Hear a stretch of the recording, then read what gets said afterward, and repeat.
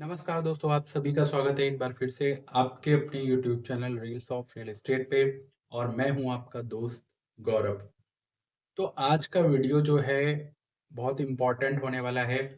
जब से प्रधानमंत्री आवास योजना 2024 विशेष आरक्षित श्रेणी के लिए नोटिफिकेशन आया हुआ है, हम लगातार उस पर वीडियो लेकर आ रहे हैं। आज हमारा ये तीसरा वीडियो है। इस वीडियो में हम मेन टॉपिक पे डिस्कस करेंगे। हमारे जो पॉइंट्स हैं, एक तो आवंटन प्रक्रिया क्या है, कैसे होगी, आपको फ्लैट कैसे मिलेगा, किन किन चीज़ों का आपको ध्यान रखना चाहिए आवंटन लेते समय, या जब आपको आपकी लॉटरी आ गई है तो आपको किन पॉइंट्स का ध्यान रखना है, सो दैट आपका जो अलॉटमेंट है वो ऐसा ना हो कि फंस जाए या डिस्टर्ब हो जाए। और फिर इसके साथ में हम बात करेंगे यदि आपकी लॉटरी नहीं आती है तो फिर क्या होगा। तो इन दो पॉइंट्स पे आज हम डिस्कस करेंगे, तो वीडियो को पूरा देखिएगा सो दैट आपको पूरी इन्फॉर्मेशन मिल सके। और आपको मैं बताना चाहूँगा, हमारी लगातार जो वीडियो आ रहे हैं आप उनको रिफ़र कर सकते हैं। आज का जो वीडियो होने वाला है सिर्फ़ पर्टिकुलर्स जो योजनाएँ है उससे रिलेटेड नहीं है, ये सारी योजनाओं से रिलेटेड है, चूँकि ये जो आवंटन प्रक्रिया है ये सेम ही होती है। तो यदि आप पहले से अप्लाई, जैसे शताब्दी नगर का अभी लॉटरी रिज़ल्ट आया था, प्रधानमंत्री आवास योजना जवाहरपुरम का रिज़ल्ट आया था। तो यदि आप मेरा वीडियो देख रहे हैं तो ये वीडियो आपके लिए है। डोंट वरी, आप इस वीडियो को देख सकते हैं। और यदि आप मेरे चैनल पे नए हैं या मेरा वीडियो पहली बार देख रहे हैं तो मैं आपको अपने चैनल से इंट्रोड्यूस कराना चाहूँगा। रील्स ऑफ रियल एस्टेट पे हम रियल एस्टेट से रिलेटेड इन्फॉर्मेशन लेकर आते रहते हैं। साथ-साथ में हम लेटेस्ट गवर्नमेंट की जो स्कीम्स हैं उनकी जानकारी देते रहते हैं। इसके अलावा हम फाइनेंशियल वीडियो भी लेकर आते रहते हैं। सो यदि आप इस तरीके के कंटेंट में रुचि रखते हैं तो आप हमारे चैनल को सब्सक्राइब कर सकते हैं। सब्सक्राइब करने के साथ-साथ में आपको जो बेल आइकन है उसको प्रेस करना होगा, सो दैट जब भी मैं कोई नया वीडियो बनाऊँ आपके पास सबसे पहले उसका नोटिफ़िकेशन जाए और आप उसका लाभ ले सकें। तो आज का वीडियो बहुत इम्पोर्टेंट होने वाला है। हम टॉपिक पे आ जाते हैं। तो देखिए, नोटिफ़िकेशन जो आया था उसको आए हुए 2 से 3 दिन हो चुके हैं। और ये जो नोटिफ़िकेशन आया था ये सिर्फ़ आरक्षित श्रेणी के लिए था, जिसका वीडियो मैंने ऑलरेडी बनाया है। तो वो वीडियो अगर आपने नहीं देखा तो वीडियो की लिस्ट में जाकर देख सकते हैं, या फिर प्लेलिस्ट में जाएँगे तो वहाँ पर आपको प्रधानमंत्री आवास योजना शहरी कानपुर के नाम से मिल जाएगा। उसमें सारे वीडियो पड़े हुए हैं। तो आपको किन-किन सारी चीज़ों का ध्यान रखना है वो सारे मैंने ऑलरेडी वीडियो बनाए हुए हैं। तो आप वहाँ पे वीडियो जाकर अच्छे से वीडियो देख लीजिए, सो दैट आपके सारे कन्फ्यूज़न जो है, आपके जो भी डाउट्स हैं, आपके क्लियर हो जाए। इसके अलावा अगर आपके कोई डाउट्स हैं तो कमेंट सेक्शन नीचे ओपन है, आप अपने सवाल जो हैं हमसे पूछ सकते हैं। सही सवालों के जवाब देने का हम 100% प्रयास यहाँ पे करेंगे। तो जिस टॉपिक पे आज हमें डिस्कस करना है वो सबसे पहले हम यहाँ पे देख लेते हैं। तो पॉइंट नंबर 1, जैसा कि मैंने बताया कि जो आवंटन प्रक्रिया है वो कैसे होगी। तो पॉइंट नंबर 1 यहाँ पे सबसे पहले, अगर आप जैसे कि आपने आवेदन कर दिया और लॉटरी में आपका नाम यहाँ पर आ गया, तो अब ये आवंटन कैसे होगा? तो देख लीजिए यहाँ पे क्या होता है। सबसे पहले आपने जो आवेदन किया है उसकी जो एक पर्टिकुलर लिस्ट बनती है, पूरी सूची बनती है, वो जो विकास प्राधिकरण है वो सूडा को भेजता है, सूडा के साथ में शेयर करता है। अब सूडा किस चिड़िया का नाम है?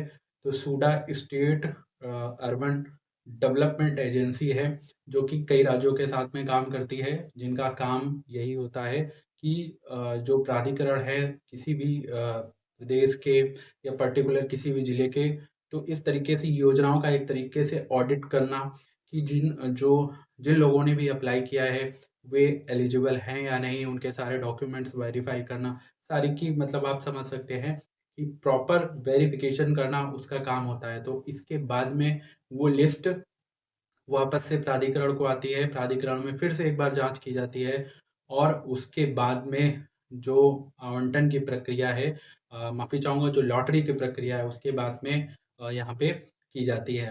तो यहाँ पे बेसिकली आज हम पर्टिकुलर इसकी बात कर रहे हैं, तो मैं आपको यहाँ पे बता दूँ कि यहाँ पे इन्होंने साफ-साफ लिखा गया है कि सत्यापित जो सूडा से सत्यापित सूची ही आएगी, तो वो ही क्या करेंगे, ये मान्य करेंगे। मतलब सूडा जब वेरिफिकेशन करने के बाद में कानपुर विकास प्राधिकरण को भेजेगा, तभी उस सूची को मान्य किया जाएगा और जिनके भी नाम उसमें होंगे, वे ही क्या होंगे, फ्लैट पाने के आवंटन के हकदार होंगे।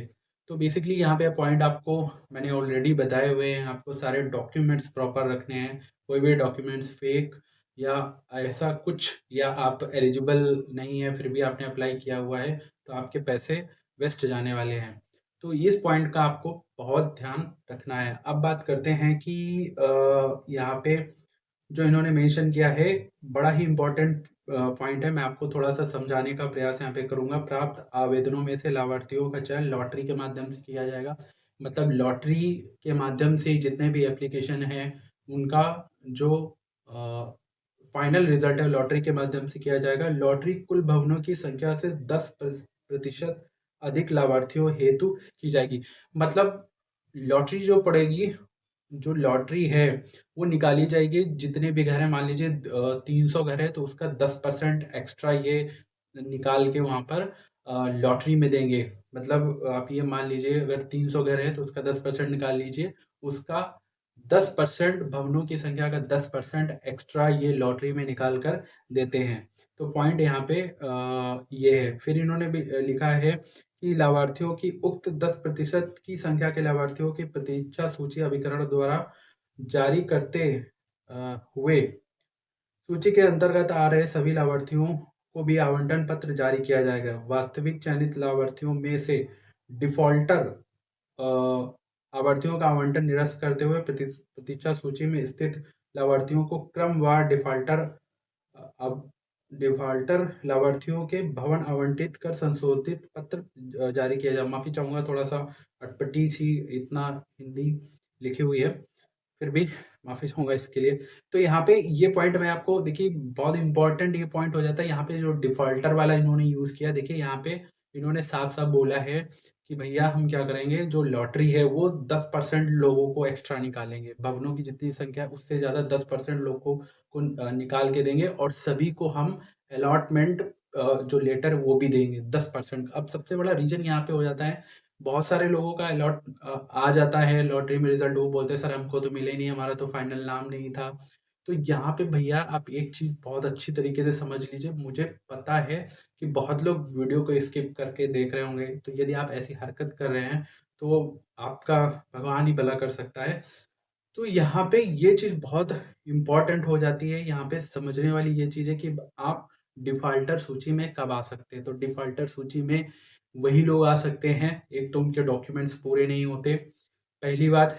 फिर वो इतने वो जागरूक नहीं रहते कि कब लॉटरी हो रही है, कब क्या होना है, और ये सारी चीज़ों के बारे में उनको कोई फ़ोन कॉल्स या उनके जो नंबर्स लगे हुए हैं, आपका मोबाइल नंबर व्हाटएवर जो भी आपने यूज़ किया है, वो बंद होता है जब विभाग की तरफ से या प्राधिकरण की तरफ से कॉल जाता है, तो वो बंद होता है। तो इस दशा में क्या होता है कि उन्होंने ऑलरेडी इस प्रकार से जो योजना है वो बनाई हुई है कि भाई यदि कोई डिफाल्टर सूची में आ जाता है तो उसका नाम हटा के जो वेटिंग लिस्ट में 10% लोग हैं उनमें से उनको फ्लैट दे दिया जाएगा। तो ऐसा मत करिए। यदि आप डिफाल्टर सूची में आ जाते हैं तो ये आपके साथ में हो सकता है। यहाँ पे आपका जो अगर लॉटरी आ भी गई है तो अगर प्रॉपर समय पे आपने रिस्पॉन्स नहीं किया तो आप डिफॉल्टर सूची के में आ सकते हैं और आपका जो आवंटन है वो निरस्त हो सकता है यहाँ पे। और इसके बाद इन्होंने ये भी लिखा हुआ है कि लाभार्थियों द्वारा मांग पत्र के अनुसार धनराशि जमा कर भवन का आवंटन स्वीकार कर लिया जाता है तो प्रतीक्षा सूची के लाभार्थियों को प्रचलित एफडीआर की दर से अभिकरण द्वारा ब्याज सहित आवेदन धनराशि वापस की जाएगी। जी हाँ, तो बहुत लोगों का ये भी क्वेश्चन था कि सर हमने पैसे जमा करे थे, हमारा क्या होगा। तो यहाँ पे बड़ी इंपॉर्टेंट बात हो जाती है। तो जिनका नाम वेटिंग लिस्ट में होगा, अब मान लीजिए मैं एक एग्जांपल के थ्रू आपको समझा देता हूँ कि यहाँ पे जैसे मैंने फ्लैट के लिए यहाँ पे अप्लाई किया और आपने भी फ्लैट के लिए अप्लाई किया। अब क्या हुआ, मुझसे कुछ गलती हुई या मैंने भूलवश मैं डिफॉल्टर श्रेणी में आ गया, यहाँ पे आप थे वेटिंग लिस्ट में। तो अब डिफ़ॉल्टर श्रेणी में मैं आ गया, लेकिन उससे पहले मुझे दिमाग में ये आ गया कि मुझे जाके ना अपना फ्लैट ले लेना चाहिए, या जो आवंटन प्रक्रिया है वो पूरी कर लेनी। मैं फटाफट पहुँचा, जो कुछ भी मेरी लेट फ़ीस थी या जो कुछ भी मैंने वहाँ पे फ़िल कर दी और मैंने आवंटन ले लिया। तो ऐसी दशा में जो वेटिंग लिस्ट में है, इन्होंने साफ-साफ यहाँ पे मेंशन किया है कि ऐसे लोगों का प्रचलित एफडीआर की दर से अभिकरण द्वारा ब्याज सहित आवेदन धनराशि वापस की जाएगी। तो यहाँ पे जो कुछ भी पैसा आपने जमा किया है, जो भी इन्होंने पहले बताया था 45,000 रुपए या 5,000 रुपए जो कुछ भी जमा रहेगा, वो आपको जो फिक्स डिपॉज़िट मतलब जो आपका अकाउंट में जैसे जो ब्याज मिलता है, उसी की दर से आपको एक ब्याज लगा के आपका जो पैसा है, वो प्राधिकरण आपने जिस भी माध्यम से दिया था, वो आपके अकाउंट में ट्रांसफ़र कर दिया जाएगा। अब यहाँ पे एक इम्पोर्टेंट ये भी चीज़ हो जाती है कि बहुत लोग अपने जो अकाउंट नंबर हैं, वो गलत फ़िल कर देते हैं। तो देखिए यहाँ पे आपको अकाउंट नंबर आपका और आपका आईएफएससी कोड प्रॉपर यहाँ पे फ़िल करना है, सो दैट यदि ऐसी दशा में कुछ इश्यू होता है, तो आपका पैसा जो है वो प्रॉपर आपके अकाउंट में आ जाए। और ये होता कैसे है, ये जो ट्रांसफ़र इन्होंने यहाँ पे मेंशन किया है, वो आरटीजीएस माध्यम से किया जाएगा। आरटीजीएस देखिए एक पेमेंट गेटवे है, जिसका फुल फॉर्म होता है रियल टाइम ग्रॉस सेटलमेंट। तो ये चीज़ यहाँ पे बताया गया है। तो आरटीजीएस से पैसे आपको तुरंत ही वो जब अब आरटीजीएस क्या है, मैंने पहले आपको बताया, फिर से मैं बता देता हूँ। आरटीजीएस में आपको जब बहुत ज़्यादा पैसे देने होते हैं किसी को, 1 लाख के ऊपर या 2 लाख के ऊपर आपको पैसे देने होते हैं, तब आरटीजीएस का यूज़ किया जाता है। तो आरटीजीएस एक टेक्नोलॉजी है पेमेंट की। तो ये चीज़ यहाँ पे हो जाती है। अब यहाँ पे बात कर लेते हैं कि अब इन्होंने बताया लॉटरी का परिणाम सार्वजनिक रूप से प्राधिकरण नोटिस बोर्ड, ये आपको पता है कि लॉटरी का रिजल्ट कानपुर जो भी वेबसाइट है, उस पे आ जाएगा। अब यहाँ पे एक चीज़ यहाँ पे दी है इन्होंने कि आवंटी द्वारा भवन का प्रयोग केवल आवासीय प्रयोजन के लिए ही किया जाएगा। तो भैया यहाँ पे आप सिर्फ़ इसे आवास रहने के लिए यूज़ कर सकते हैं और किसी के लिए यूज़ नहीं कर सकते। अब यहाँ पे बात आ जाती है, अब हम दूसरे टॉपिक पे आ जाते हैं। ये तो रही आवंटन आपको कैसे मिलेगा, किन-किन चीज़ों का ध्यान रखना है। अब आपका निरस्तीकरण मतलब जो आपका डिमांड सर्वे मतलब लॉटरी आपने डाली और वो रिजेक्ट हो गई। तो किन-किन दशा में हो सकती है वो, और हो जाती है तो भी क्या होगा? इन्होंने साफ-साफ यहाँ पे लिखा है डिमांड सर्वे के उपरांत योजना विशेष स्थगित निरस्त करने पर समस्त आवेदकों को जमा धनराशि बिना किसी ब्याज के उनके द्वारा फॉर्म में अंकित बैंक खाते में वापस करा दी जाएगी।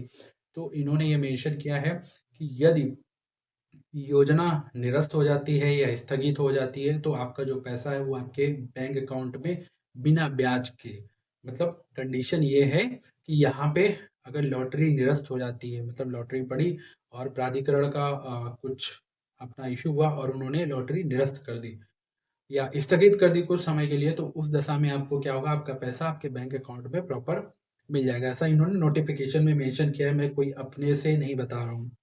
फिर इन्होंने दिया है यदि कोई आवेदक लॉटरी की तिथि घोषित होने से पूर्व आवेदन निरस्त करते हुए प्रार्थना पत्र देता है, तो उसकी आवेदन धनराशि वापस कर दी जाएगी और उसे लॉटरी की प्रक्रिया में सम्मिलित नहीं किया जाएगा। किंतु लॉटरी की तिथि घोषित होने के पश्चात लॉटरी की प्रक्रिया संपन्न होने के पूर्व आवेदन निरस्तीकरण संबंधी कोई आवेदन पत्र स्वीकार नहीं होगा।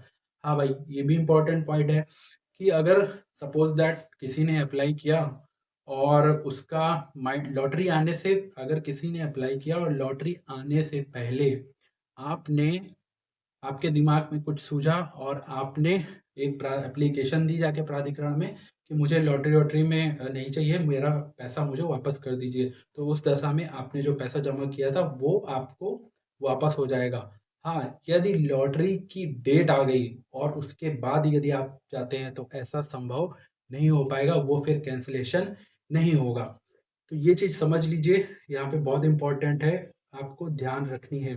फिर इन्होंने मेंशन किया है यदि प्राधिकरण द्वारा योजना का ड्रा आवेदन की अंतिम तिथि से 1 वर्ष के अंदर कर लिया जाता है, तो आवेदक द्वारा जमा धनराशि पर कोई ब्याज देय नहीं होगा। यदि ड्रा 1 वर्ष पश्चात किया जाता है, तो असफल आवेदकों को आवेदन की अंतिम तिथि से ड्रा की तिथि तक एसबीआई बचत खाता का साधारण ब्याज दे होगा। ये बड़ा ही इम्पोर्टेंट पॉइंट है कि इन्होंने साफ-साफ बोला है, यदि प्राधिकरण द्वारा इस योजना का ड्रा आवेदन की अंतिम तिथि के 1 वर्ष के अंदर कर लिया जाता है। मतलब जब आपको पता चल गया कि मेरा फ्लैट जो मेरी लॉटरी वो आ चुकी है, यदि आपने उसे 1 साल के अंदर एक्सेप्ट कर लिया जाके, आपने कर लिया, वैसे तो आप डिफ़ॉल्टर सूची में आ जाएँगे। यदि फिर भी आपने 1 साल के अंदर कर लिया जाके, तो यहाँ पे आपको कोई भी जो ब्याज है, धनराशि पे कुछ भी ब्याज दे नहीं होगा। और ड्रा के 1 वर्ष बाद आपने किया, तो यहाँ पे जो एसबीआई का इन्होंने मेंशन किया है, तो जो भी 5 से 6% रहता है, वो ब्याज आपको पे करना होगा। अब उसके बाद यहाँ पे बड़ी इम्पोर्टेंट चीज़ें ये भी मैं आपको बता देता हूँ। यदि किसी आवेदक द्वारा आवंटित भवन का समर्पण किया जाता है अथवा नियमों और शर्तों का उल्लंघन किया जाता है, तो उस स्थिति में आवंटन धनराशि की 20% धनराशि कटौती कर शेष धनराशि बिना ब्याज के वापस कर दी जाएगी। धनराशि वापसी हेतु समस्त मूल्य प्रपत्र व मूल रसीद देनी होगी। तो इस चीज़ का आपको बहुत ध्यान रखना है। यदि आपकी लॉटरी आ गई, आपका आवंटन पत्र आपको मिल गया और आपने वो 45,000 रुपए भी जमा करा दिए, जो आपको 1 महीने के अंदर-अंदर आपको जमा करने होते हैं। तो अब आपका माइंड ये हुआ कि नहीं-नहीं, मुझे इस चीज़ का कैंसलेशन चाहिए, मैं क्या करता हूँ, इसे सरेंडर कर देता हूँ। तो उस दशा में क्या होगा, आपकी जो है जो पैसे आपने जमा करे थे उसका 20% ये वहाँ पे काट लेंगे। उसके बाद में आपको प्रॉपर जो आपका पैसा है वो वापस कर दिया जाएगा। तो ये इम्पोर्टेंट चीज़ थी जो मैंने आप लोगों के साथ में यहाँ पे शेयर की। और वीडियो आपको माफ़ी चाहूँगा, वीडियो आपको कैसा लगा ये चीज़ मुझे कमेंट में बताइएगा। हम इस पर कंटिन्यू ये पूरी सीरीज़ लेकर आ रहे हैं हम, क्योंकि देखिए ये अगर मैं एक वीडियो में करूँगा तो कम से कम इस वीडियो को 8 से 9 घंटे लगेंगे, तो इतना किसी के पास समय नहीं है। तो मैं इसको पार्ट बाय पार्ट लेकर आ रहा हूँ, एक पूरी सीरीज़ है। अब नेक्स्ट सीरीज़ में हम बात करेंगे यहाँ पर कि किस तरीके का लेआउट होगा यहाँ पर, जो आवास योजना का है, जो भी आवास योजनाएँ चल रही हैं और लेने से आपको क्या लाभ है, ये सारी चीज़ें भी बात करेंगे। रजिस्ट्री का खर्चा क्या होगा, या ये सारी चीज़ें भी हम नेक्स्ट वीडियो में यहाँ पर बात करेंगे। तो इसी तरीके से हम सीरीज़ बाय सीरीज़ वीडियो लेकर आ रहे हैं। तो मैं आपसे कहना चाहूँगा, यदि आपने वीडियो देखा है तो मेरे सारे पॉइंट्स को यदि आपने ध्यान में रखा है, तो डेफ़िनेटली आपको कोई असुविधा या कोई अ, खतरा नहीं है, कह सकते हैं खतरा ही है। तो कोई भी असुविधा नहीं होने वाली है। तो वीडियो को मैं यहाँ पे एंड करूँगा, उससे पहले बस एक ही बात बोलूँगा कि यदि आप मेरे चैनल पे नए हैं और आपको ऐसा लगता है कि आपको कुछ इन्फॉर्मेशन मिल रही है, तो चैनल को सब्सक्राइब कर लीजिए। और इस वीडियो को आपको रिक्वेस्ट करूँगा कि अपने व्हाट्सएप ग्रुप या अपने फेसबुक पे आप ज़रूर से ज़रूर शेयर कर लीजिए, क्योंकि होता ये है कि कई लोगों की प्रॉपर जानकारी ना मिलने के कारण वो बहुत इधर-उधर उनको चक्कर लगाना पड़ता है। तो आपका छोटा-सा प्रयास लोगों को वैल्यू दे सकता है, उनकी मदद कर सकता है, तो प्लीज़ वीडियो को शेयर करना मत भूलिएगा। क्वेश्चन यदि आपके कोई हैं तो आप हमें कमेंट सेक्शन में पूछ सकते हैं। डेफ़िनेटली हम आपको उसका आंसर देने की प्रयास करेंगे। और मैं आपको बताना चाहूँगा एक ऐप के बारे में। यदि आप घर बैठे कुछ रुपए कमाना चाहते हैं, तो मैं एक ऐप यूज़ कर रहा हूँ इस टाइम पे। उसमें आप 10% कमीशन के रूप में अर्न अर्न कर सकते हैं, यदि ऐप आप किसी दूसरे को शेयर करते हैं। तो उसका लिंक भी मैं यहाँ पे डिस्क्रिप्शन में दे दूँगा, तो आप चेक कर सकते हैं जैसा भी आपका मन करे। तो वीडियो को यहाँ पे एंड करूँगा, मिलूँगा नेक्स्ट वीडियो में, तब तक के लिए थैंक यू सो मच।